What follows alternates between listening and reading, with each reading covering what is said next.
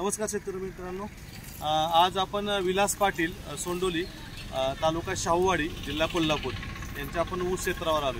त्यांचा आता खोडवा आहे.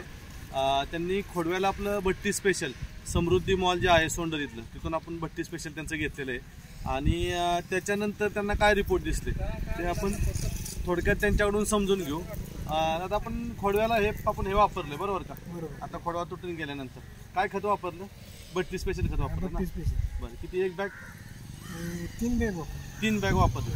बरं, तुम्हाला आधीचा तुमचा ऊस लागणीचा आणि खोडव्याचा असं तुम्ही मगाशी बोलताना बोलला की मला आता खूपच फरक वाटतो, म्हणजे खोडव्याचा ऊस लागणीपेक्षा चांगला दिसतो. होय, चांगला दिसतो. बरं, हा फरक तुम्हाला कशामुळे दिसतो आणि काय काय फरक दिसतोय तुम्हाला? काय फरक म्हणजे जाडी ऊस ठोम चांगले निघाले तर आपण बघू शकतो. ठोम सुद्धा चांगले निघाले आणि फुटवा सुद्धा आहे. पान सुद्धा चांगली रुंद आहेत. मला वाटतं 2 महिने झालेत आता. होय, 2 महिने झाले तरी आपल्याला हा ऊस फार डोक्याच्या वरती जायला लागला आता. बरोबर.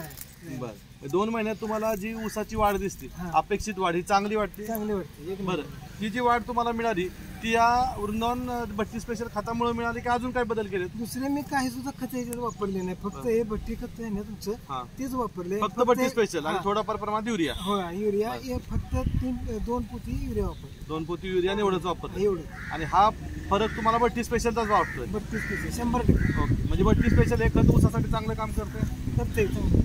चालतंय. धन्यवाद आपल्या मुलाखत दिल्यामध्ये.